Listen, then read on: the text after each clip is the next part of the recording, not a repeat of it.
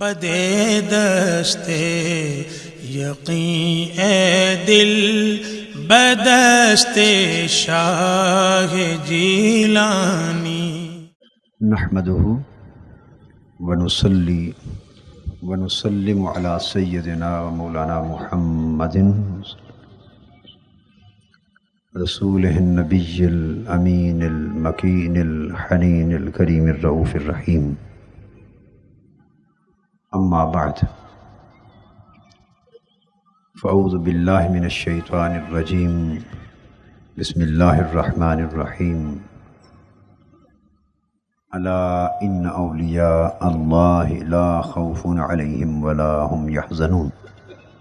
صدق الله مولانا العظيم.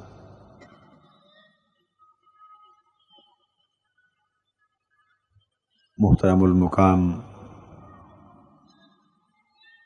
حضرت صاحبزادہ سید محمد ضیاء الدین الگیلانی دامت برکاتکم،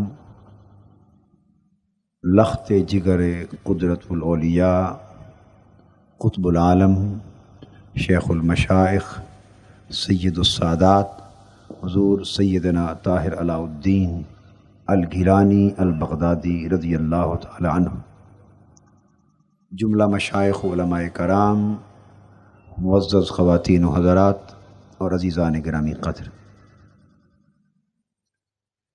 اللہ رب العزت کا شکر ہے جس کی توفیق سے ہم حضور سیدنا غوث العظم غوث الثقلین ابو محمد محی الدین الشیخ سید عبد القادر جیلانی الحسنی الحسینی رضی اللہ تعالی عنہ کے اس عرس مبارک، حضور قدوۃ الاولیاء سیدنا طاہر علاء الدین الگیلانی البغدادی رضی اللہ تعالی عنہ کے عرس مبارک کی اس مشترک بابرکت تقریب میں حاضر ہیں،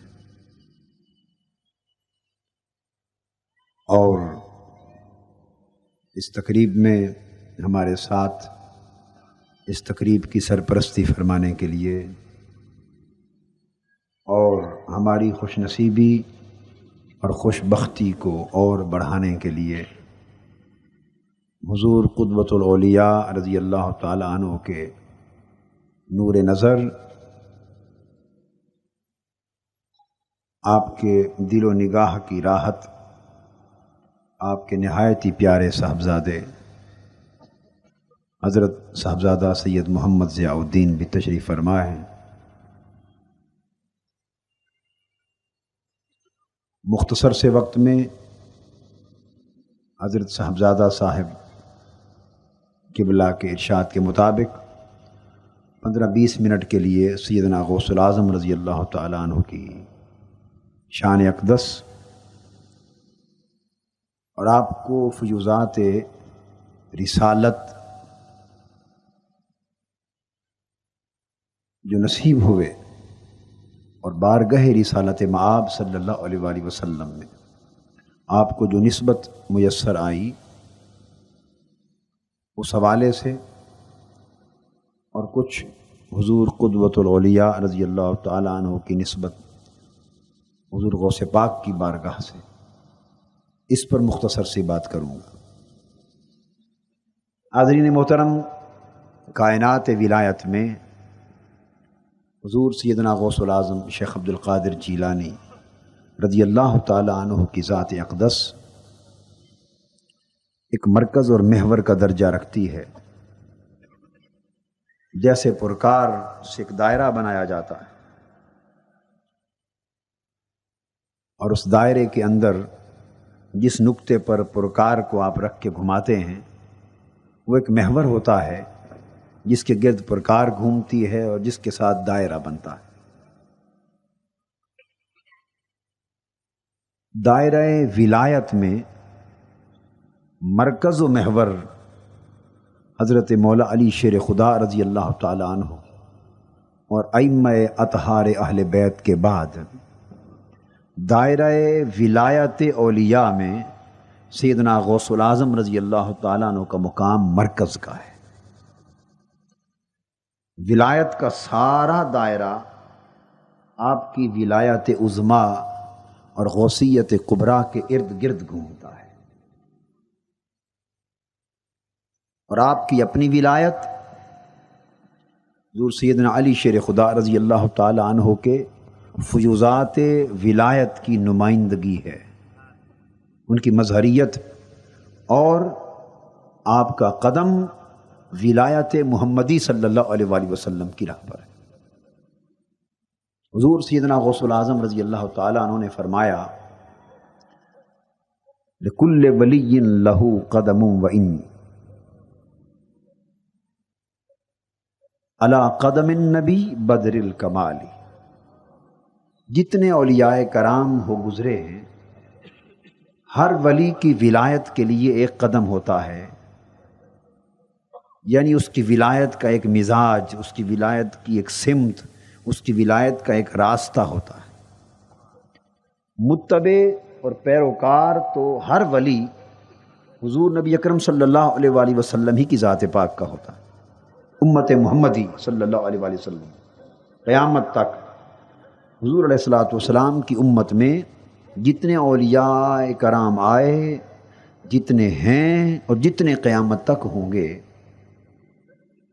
ہر ولی متبع تو حضور صلی اللہ علیہ وآلہ وسلم کا ہے، غلام حضور علیہ الصلوۃ والسلام ہی کا ہے، اور آپ ہی کی نسبت اور آپ کی اتباع کے فیض سے اسے ولایت ملتی اور اس کی ولایت کو ترقی نصیب ہوتی۔ مگر ہر ولی کی ولایت کے لیے پھر انبیاء علیہ السلام میں سے کسی نہ کسی نبی کا قدم، یعنی اس کی راستہ، اس کی نہج، اس ولایت کے لیے ایک منہاج ہوتا ہے، ایک راستہ ہوتا ہے جس کو قدم کہتے ہیں اس کی ولایت کے لیے، کہ یہ اس کا قدم، گویا اس نبی کی ولایت کا مزاج اس ولی کی ولایت میں داخل ہوتا ہے، ایک نسبت کا تعلق ہوتا ہے۔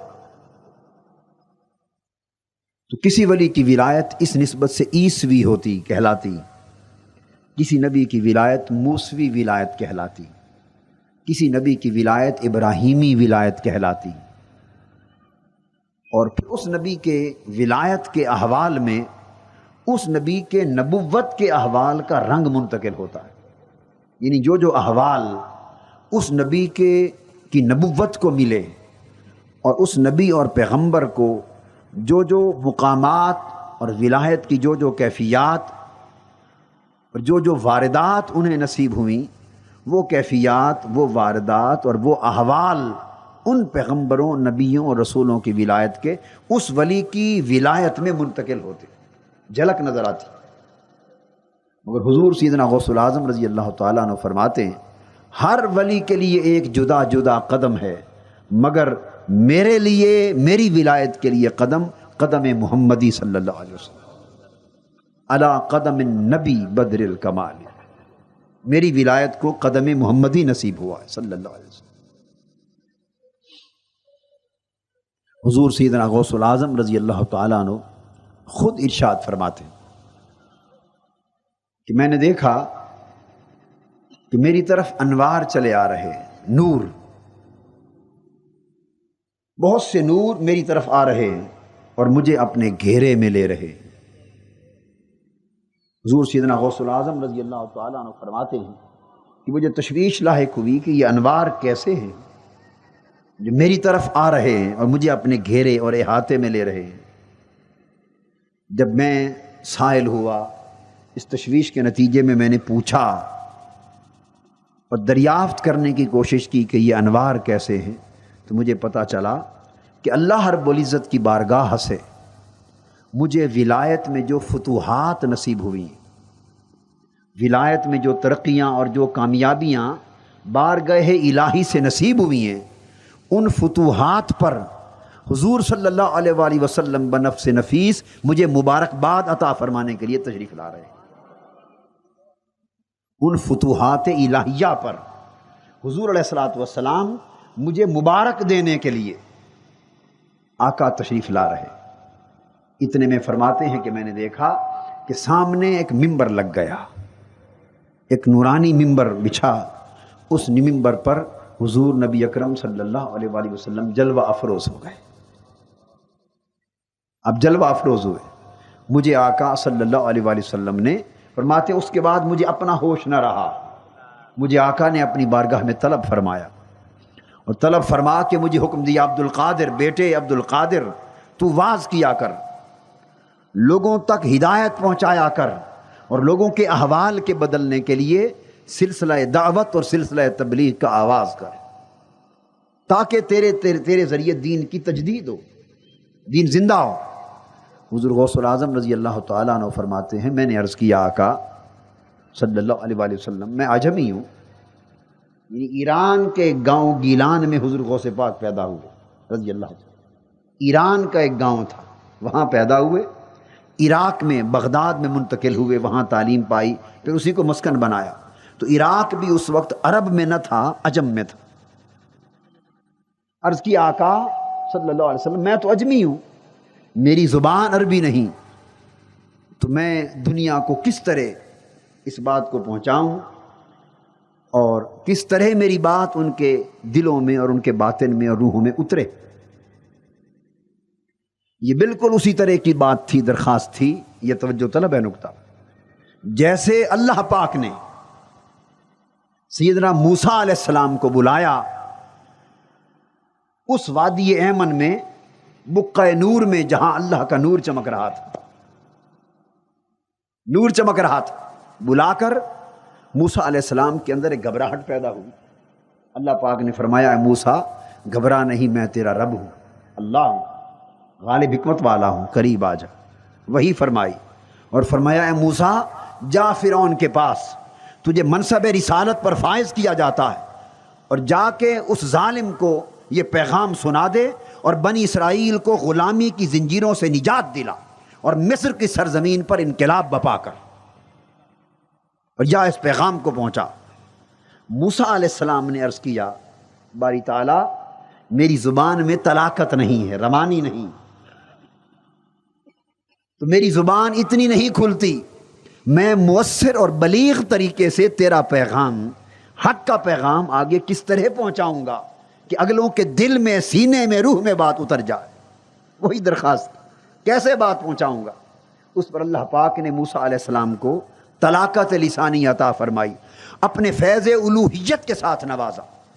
موسیٰ علیہ السلام نے عرض کیا رب اشرح لی صدری، اے میرے رب میرا سینہ کھول دے، ویسر لی امری، اور میرے لیے میرا کام جو مجھے تو نے سونپا ہے کہ فرعون کا تخت الٹ جائے، بنی اسرائیل کو آزادی مل جائے اور تیرا پیغام مصر کی سرزمین پر گونج اٹھے، یہ کام میرا بڑا مشکل کام ہے، آسان کر دے.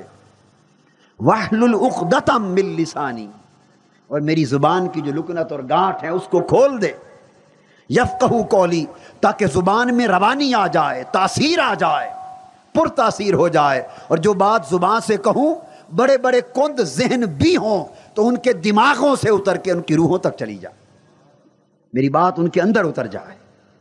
اس پر اللہ پاک نے اپنے فیض الوہیت سے سیدنا موسیٰ علیہ السلام کو نوازا، اور اللہ پاک نے اس فیض سے آپ کے سینے کو منور کر دیا اور آپ کی زبان کو پرتاثیر فرما دیا.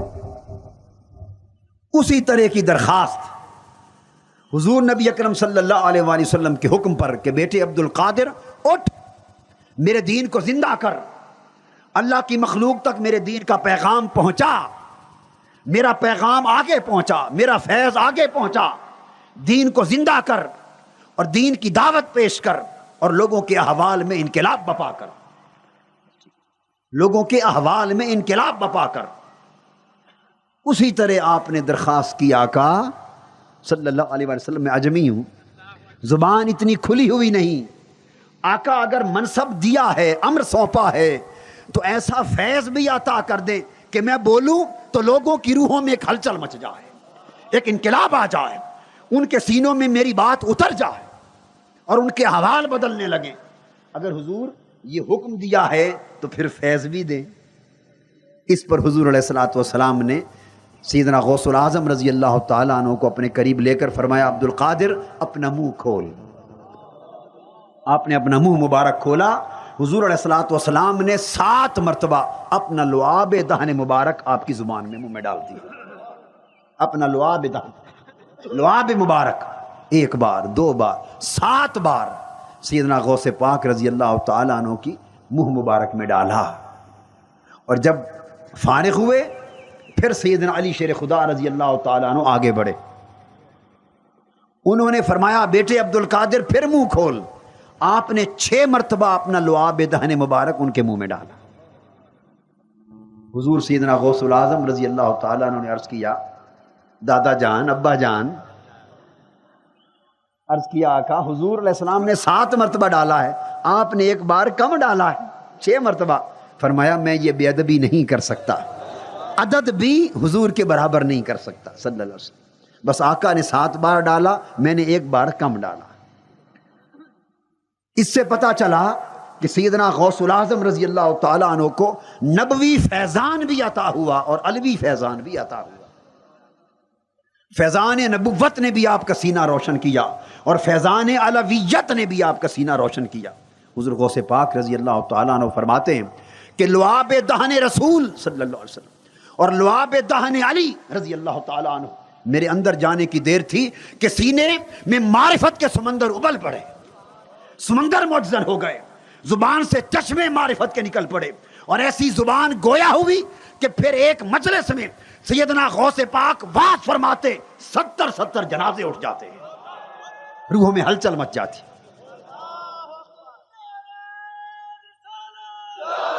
روحوں میں ہلچل مچ جاتی رضی اللہ تعالیٰ رضی اللہ تعالیٰ رضی اللہ، روحوں میں ہلچل مچ جاتی، ایک اضطراب پیدا ہو جاتا، ایک ہیجان آ جاتا. ایسے وقت بھی آئے کہ ایک مجلس سے 70 جنازے اٹھے. تو فیضان نبوت بھی اور فیضان علویت بھی اس کے امین حضور سیدنا غوث العظم رضی اللہ تعالیٰ عنہ ہوئے. اور پھر اولیاء کرام نے فرمایا، حضور سیدنا غوث العظم رضی اللہ تعالیٰ عنہ نے جب ارشاد فرمایا قدمی ہاذہی علی رقبت کل ولی اللہ، میرا یہ قدم کائنات کے ہر ولی کی گردن پر ہے. بعضوں نے پوچھا اس دور کے بعض اولیاء کرام سے کہ آپ نے یہ اتنی بڑی بات کیسے فرمائی؟ تو اولیاء کرام نے جواب دیا کہ سیدنا غوث العظم رضی اللہ تعالیٰ عنہ نے اپنی طرف سے یہ نہیں فرمایا. جب وہ منبر پر کھڑے فرما رہے تھے انہیں رسول پاک صلی اللہ علیہ وسلم کا حکم تھا کہ بیٹے عبد القادر میرا حکم ہے کہ یہ کہہ دے میرا قدم تیری گردن پر ہے اور تیرا قدم سب ولیوں کی گردن پر ہے. فرما دے.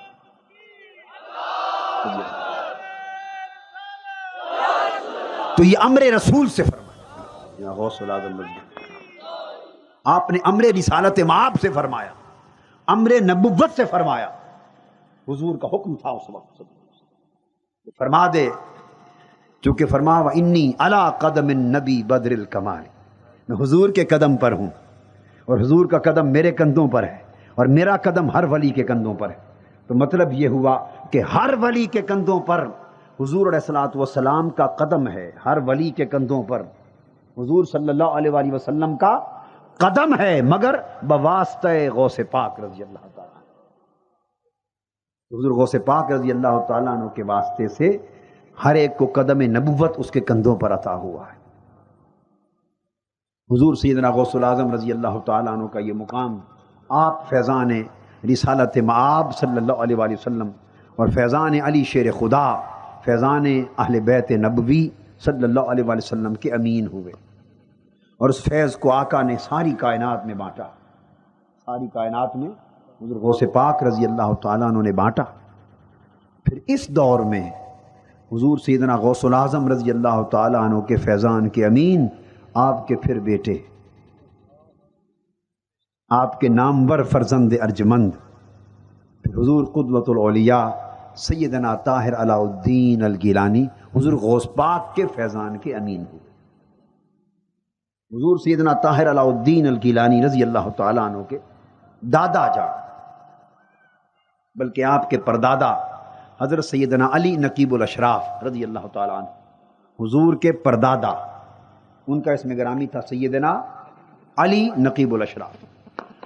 حضرت مولانا غوث علی شاہ صاحب قلندر پانی پتی فرماتے ہیں، کون؟ مولانا غوث علی شاہ صاحب قلندر فرماتے ہیں کہ ہم لوگ مکہ معظمہ حج کے لیے گئے، اور مکہ معظمہ پہنچ کر اولیاء کرام کا پہلے زمانوں میں طریقہ تھا، اب نہیں رہا۔ اب تو اولیاء کا تو اب بھی ہے، مگر جو اولیاء کے اور طریقت کے اور تصوف کے نام لیوا پھرتے ہیں ان کا نہیں رہا۔ وہ جس شہر میں جاتے پوچھتے، ولی ہوتے تب بھی پوچھتے کہ اس شہر میں کوئی اللہ والا ہے، اللہ والا، اور اس سے ملاقات کے لیے جاتے، اس کی صحبت میں جاتے، اس کی مجلس میں جاتے، اور اس میں عار محسوس نہ کرتے کہ میں ولی ہو کر ایک ولی کے پاس جا رہا ہوں۔ حضور داتا گنج بخش علی حجویری رضی اللہ تعالیٰ عنہ عمر بھر سینکڑوں ہزاروں اولیاء کی صحبت و مجلسوں میں جاتے رہے، ولی ولی سے ملتے، فیض دیتے، فیض لیتے۔ پوچھا کوئی اللہ والا ہے؟ کسی نے بتایا کہ ہاں مکہ معظمہ کے قریب پہاڑی پر ایک مجذوب ہے، صاحب جذب درویش ہے، آپ کہتے ہیں ان کے پاس گئے، بڑے صاحب جلال ایک ولی تھے، درویش بیٹھے تھے، سید محمد شاید ان کا نام تھا۔ مولانا غوث علی شاہ صاحب قلندر پانی پتی فرماتے ہیں کہ ہم نے اپنے خاص انداز میں ان کو چھیڑا، پوریدا، اور پوچھا بھئی کوئی رنگ تو دکھائیں اپنی جذب کا۔ انہوں نے فرمایا کیسا رنگ دیکھنا چاہتے ہو؟ فرمایا کوئی دکھائیں۔ آپ نے سامنے، اس درویش نے سامنے پہاڑ پر توجہ کی نظر ڈالی، اس پہاڑ کا بہت بڑا ٹکڑا آپ کی نگاہ سے ریزہ ریزہ ہو کر نیچے گر گیا۔ آپ نے پوچھا یہ توجہ آپ نے کہاں سے لی؟ مولانا غوث علی شاہ صاحب قلندر فرماتے ہیں کہ میں نے پوچھا یہ توجہ کہاں سے لی؟ انہوں نے فرمایا حضور غوث العظم رضی اللہ تعالیٰ عنہ کے بارگاہ اور دربار کے سجادہ نشین سے لی۔ کون سجادہ نشین تھے اس وقت؟ سید محمود رزاقی رضی اللہ تعالیٰ عنہ ایک بزرگ تھے، سید محمود رزاقی رضی اللہ تعالیٰ عنہ ایک بزرگ تھے، ان کے وہ خلیفہ تھے اور فیض یافتہ تھے، فرمایا ان سے لی۔ مولانا غوث علی شاہ صاحب قلندر فرماتے ہیں کہ دل میں خواہش ہوئی کہ ہم چل کے خود بھی ان کی زیارت کریں اور ان سے اکتساب فیض کریں۔ ہندوستان واپس آئے، کچھ عرصے کے بعد تیاری کر کے بغداد پہنچے۔ جب بغداد شریف پہنچے تو حضرت سید محمود رزاقی رضی اللہ تعالیٰ عنہ وفات پا چکے تھے۔ کیا؟ وفات پا چکے تھے۔ فرماتے ہیں ان کے وصال کے بعد ہم نے معلوم کیا اب جانشین حضور غوث پاک کا کون ہے، تو پتہ چلا کہ حضرت سیدنا علی نقیب الاشراف جانشین غوث پاک رضی اللہ تعالیٰ عنہ، وہ سیدنا علی نقیب الاشراف حضور کے پردادا ہے، جانشین۔ کہتے ہیں مولانا غوث علی شاہ صاحب قلندر پانی پتی رحمۃ اللہ علیہ ہم وہاں رہے۔ فرماتے ہیں کچھ دنوں کے بعد انہوں نے میرے دہلی وفد کے باقی لوگوں کو واپس بھیج دی، فرمایا تم لوگ چلے جاؤ، مجھے روک لیا۔ 6 مہینے سیدنا علی نقیب الاشراف کی صحبت میں مولانا غوث علی شاہ صاحب قلندر رہے، 6 مہینے۔ فرماتے ہیں آپ نے توجہ دی، جب رخصت کیا تو حضرت سیدنا علی نقیب الاشراف کی توجہ سے، قلندر صاحب فرماتے ہیں ان کی توجہ سے عالم یہ ہو گیا کہ دن رات جب نگاہ کرتا 500 میل تک ہر طرف کا کشف رہتا تھا، 500 میل تک ہر طرف کشف رہتا تھا۔ یہ حضرت سیدنا علی نقیب الاشراف حضور کے پردادا کی توجہ سے یہ کیفیت ہو گئی۔ ان کے صاحبزادے اور حضور قدوۃ الاولیاء کے دادا حضرت سیدنا شیخ عبد الرحمن النقیب ہوئے رضی اللہ عنہ، وقت کے غوث ہوئے، قطب الاقطاب ہوئے۔ جب ان کا زمانہ آیا، حضور کے دادا جان کا سیدنا شیخ عبد الرحمن کا زمانہ آیا، تو اس دور کے اولیاء کرام پھر بیان کرتے ہیں، فرماتے ہیں کہ روحانی طور پر سیدنا غوث العظم رضی اللہ تعالیٰ عنہ تشریف لائے۔ فرمایا بیٹا عبد الرحمن، میں اپنے طریقہ ولایت کی تجدید کے لیے تمہیں اپنی خلافت ولایت دیتا ہوں۔ تو سیدنا غوث العظم رضی اللہ تعالیٰ عنہ نے حضور کے دادا سیدنا شیخ عبد الرحمن کو اپنی خلعت ولایت دی، اپنی خلافت دی، اور پھر سے اپنے سلسلہ ولایت کا اور سلسلہ طریقت کا اور سلسلہ روحانیت کا آپ کو اپنا ڈائریکٹ خلیفہ اور اپنا جانشین بنا کر اس کی پھر تجدید کی، اس کا آغاز کیا۔ تو حضور سیدنا شیخ عبد الرحمن رضی اللہ تعالیٰ عنہ، جنہیں روحانی طور پر سیدنا غوث العظم رضی اللہ تعالیٰ عنہ نے براہ راست اپنی خلعت خلافت عطا کی، ان کے بعد فقط ایک پشت درمیان میں حضور کے والد گرامی کی، حضرت سیدنا محمود اسام الدین جیلانی رضی اللہ تعالیٰ عنہ، ایک پشت۔ اور پھر ان کے امین حضور سیدنا طاہر علاء الدین، ان کے امین حضور سیدنا طاہر علاء الدین، جو دادا تھے آپ کے سیدنا شیخ عبد الرحمن رضی اللہ تعالیٰ عنہ۔ محبوبیت اللہ کی بارگاہ میں درجہ ولایت کا یہ عالم تھا، محبوبیت کا یہ عالم تھا، محبوبیت کا، کہ ان کے زمانے میں بغداد شریف سے ایک عورت اور ایک مرد، کوئی میاں بیوی آپ کی خدمت میں آئے، عرض کیا حضرت گھر میں بڑی غربت ہے، بڑی پریشانی ہے، کھانے کو کچھ نہیں، کاروبار بیٹھ گیا، لقمہ گھر میں نہیں، حالات بڑے دگرگوں ہیں، بڑے برے حال ہیں، کوئی تعویذ دے دیں یا کچھ لکھ کر کچھ ہمارے ساتھ دعا کریں، کچھ مہربانی فرمائیں۔ آپ مسکرائے، مذاقاً مزاحن فرمایا، اچھا تمہیں کچھ دیتا ہوں تعویذ تاکہ تمہارے حالات بدل جائیں، بولو ہمیں کیا دو گے؟ تعویذ دیتا ہوں مگر بولو کیا دو گے؟ انہوں نے کہا حضور جو فرمائیں دیں گے۔ فرمایا بھئی دینے کے تم تو کہہ رہے ہو ہمارے پاس ہے ہی کچھ نہیں، دو گے کیا؟ انہوں نے کہا ہمارے گھر ایک مرغی ہے، مرغی، وہ مرغی آپ کو دے دیں گے۔ فرمایا اچھا مرغی لے آؤ پہلے پھر دیتے۔ مزاح فرمایا، شفقت فرمائی، مرغی منگوا لی، مرغی رکھ لی، حکم دیا بھائی اس کو پکا دو، کھلا دو لنگر میں، اور ایک کاغذ منگوایا، قلم، اس کاغذ قلم پر ایک تعویذ لکھ دیا، فرمایا اس کو کھولنا نہیں اور لے جاؤ گھر۔ کیا؟ کھولنا نہیں، لے جاؤ گھر۔ انہوں نے بند کر کے لے دیا، شرط لگا دی کھولنا نہیں، وہ لے گئے، بند کر کے رکھ لیا، بس گھر پہنچنے کی دیر تھی، حالات بدل گئے، ہفتوں میں مہینوں میں دیکھتے ہی دیکھتے انقلاب آ گیا۔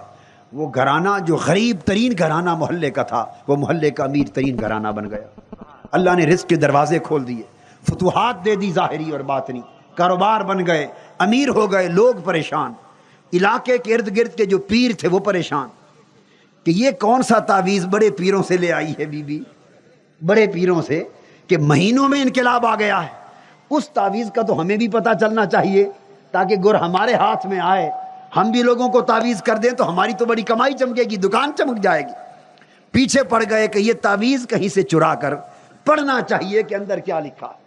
بڑی کوششیں ہونے لگیں، بڑے بڑے پیروں کے حملے ہونے لگے کہ کہیں تعویذ ہاتھ میں آئے اور پڑھیں تو صحیح ہے کیا۔ بڑی کوشش کی گئی، بالآخر اس بی بی کو ورغلایا، بھئی تیرا کام تو بن گیا، ہمیں پڑھنے کو تو دے دے، ایک دن کے لیے تعویذ دے دے۔ کسی سبیل سے تعویذ انہوں نے لے لیا، کسی سبیل سے تعویذ لے لیا اور کھولا پڑھنے کے لیے کہ کون سی آیت، کون سا کلام، کون سا مبارک کلمہ لکھا ہے تعویذ میں جس نے مہینوں میں انقلاب برپا کر دیا۔ اب بتا رہا ہوں اللہ کی بارگاہ میں اس ولی کی محبوبیت کا عالم کیا تھا۔ یہ خاندان حضور غوث پاک کا محبوبوں کا خاندان ہے، ان کی ولایت طرز محبوبیت پر ہے، یہ لاڈلے ولی ہیں اللہ پاک کی بارگاہ۔ کیا؟ لاڈلے ولی ہیں اللہ پاک کی بارگاہ کے، یہ اپنی باتیں لاڈ سے منواتے تھے، اپنی باتیں لاڈ سے منواتے تھے، لاڈ کرتے تھے، ان کا لاڈ برداشت کیا جاتا تھا، اٹھایا جاتا تھا ان کا ناز۔ اللہ پاک کا فرمان ہے کہ ایسے لوگ ہوتے ہیں کہ میرے لاڈ پر، میرے ناز پر، بھروسے پر جب قسم کھاتے ہیں تو ان کے کہنے کو اپنی تقدیر بنا دیتا۔ تو یہ تو بڑے لاڈ والے لوگ۔ تو انہوں نے جو تعویذ کھولا اس پر لکھا تھا، اب کلمات سن لیے تعویذ کے بھی، اس پر لکھا تھا باری تعالیٰ مرغی میں نے لے لی ہے اس بی بی سے، آگے تیری مرضی ان کا کام کر یا نہ کر۔ سبحان اللہ، اللہ اکبر۔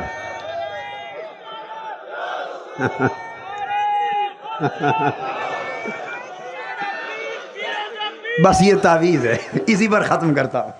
یہ غوث پاک کا گھرانہ ہے، اوپر لکھا تھا باری تعالیٰ مرغی لے لی ہے میں نے، کھا لی ہے، باقی رہ گیا ان کا کام، وہ تیری مرضی کر یا نہ کر۔ ان پیروں نے یہ پڑھا تو سمجھ میں نہ آئے کہ یہ ہے کیا، اب یہ ہم کیا لکھیں کیا نہ لکھیں، مگر یہ بات سمجھ میں نہ آئی کہ بات تعویذوں میں نہیں ہے، بات تعویذوں میں نہیں، بات تو اس تعلق میں ہے جو ولی کی مولا کی ذات ہے۔ وہ تعلق ہو جائے تو وہ مرغی لے کے لکھ دے، بغیر کچھ لکھ دے، کچھ نہ لکھے یوں ہی کر دے، بات تعلق کی ہے، بات یہ تعلق کی بات۔ میں آپ کو اللہ کی عزت کی قسم کھا کر ایک بات بتا رہا ہوں، اس پر ختم کرتا ہوں۔ اللہ پاک کی عزت کی قسم کھا کے بتا رہا ہوں، میرے مرشد، میرے آقا، میرے قبلہ روح و جاں، قبلہ روح و دل میرے سامنے، وہ گواہ ہیں، وہ میں نے زبان سے ان کو نہیں یہ بات کبھی بتائی، آج کہہ رہا ہوں۔ بات تعلق کی ہے، باقی ساری باتیں نیچے رہ جاتی ہیں۔ سیاری میں خود کئی مرتبہ بہت عرصہ پہلے، یہ جنگ کے زمانے کی بات ہے، ابھی لاہور نہیں آیا تھا، ابھی لاہور منتقل نہیں ہوا تھا، یہ 60s کے اینڈ کی اور 70 کے اوائل کی بات ہے۔ کئی بار لوگ مجبور کرتے تھے نا جی سر میں درد ہے، یہ تکلیف ہے، فلاں ہے، دم کر دو۔ اول تو میں دم کرتا نہیں تھا، بہت مجبور کرتے تھے۔ میں نے قسم کھا کے بات بتائی اور آج بتا رہا ہوں، یہ احباب بیٹھے ہیں، شاید کسی نے پہلے مجھ سے نہیں سنی ہوگی۔ بعض اوقات لوگ بڑا مجبور کرتے تو میں دم کر دیتا، اب تو یوں ہی بس لوگ کہہ دیتے ہیں، چونکہ ہوتا ہوا تھا تو کچھ نہیں، بس لوگوں کو خوش کرنے کے لیے کر دیتے۔ مجبور کرنے پر کرتا تھا دم، اور کیا کرتا تھا؟ فقط سیدنا طاہر علاء الدین کا نام 3 بار پڑھ کے پھونک دیتا تھا، بس۔ اللہ گواہ۔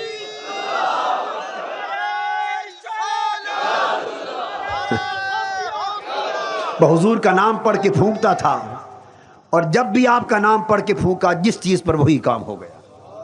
بس بات فقط یہ ہے کہ یہ جب تعلق بن جاتا ہے تو معاملہ ہی کچھ اور ہو جاتا ہے۔ پھر ہم رات بھر کھڑے رہیں، عبادتیں کرتے رہیں، ذکر کرتے رہیں، ساری رات تسبیحاں پڑھتے رہیں، مجاہدے کرتے رہیں، اس سے چھوٹا سا چراغ بھی نہیں جلتا، چھوٹا سا چراغ بھی نہیں جلتا نور کا۔ اور جب ان کا تعلق ایسا ہوتا ہے، وہ ایک بار اللہ کہہ دیں تو 70 بار جواب آتا ہے، میرے بندے، حالات بدل جاتے۔ اللہ پاک ہمارے حال پہ کرم فرمائے۔ مگر طریقت اور تصوف حضور غوث پاک رضی اللہ تعالیٰ عنہ کا، اس کا مدار شریعت پر ہے، اس کا مدار۔ حضور غوث پاک رضی اللہ تعالیٰ عنہ کا جب وقت وصال آیا تو آپ کے صاحبزادوں نے پوچھا حضور کوئی وصیت فرمائیں۔ حضور غوث پاک رضی اللہ تعالیٰ عنہ سے پوچھا کوئی وصیت فرمائیں۔ یہی بات عمر بھر حضور قدوۃ الاولیاء کا طریقہ رہا، اس طریقے سے کبھی نہ ہٹنا۔ جو اس طریقے سے ہٹ گیا اس کا تعلق ٹوٹ گیا۔ حضور قدوۃ الاولیاء کا عمر بھر یہ مشن رہا۔ حضور غوث پاک رضی اللہ تعالیٰ عنہ سے اولاد نے پوچھا ابا جان کوئی وصیت فرما دیں۔ آخری وصیت جو سیدنا غوث العظم رضی اللہ تعالیٰ عنہ نے فرمائی، آپ کے وصایا میں فتوح الغیب میں ہر جگہ درج، فرمایا وصیت یہ ہے کہ شریعت کے ظاہری احکام کی پابندی اور تقوی پر اپنی بنیاد رکھنا۔ شریعت کے احکام ظاہر، نماز کی پابندی، روزہ کی پابندی، حج کی، زکوٰۃ کی، حلال کی، حرام کی، امر کی، نہی کی، شریعت نے جو جو حکم دیا ظاہر میں، فرمایا شریعت کے احکام ظاہر کی پابندی اور تقوی، اس پر امر کا انحصار رکھنا، اسی کے اندر ولایت کا سارا راز ہے۔ اللہ پاک آپ کی بارگاہ میں ہماری حاضری قبول فرمائے۔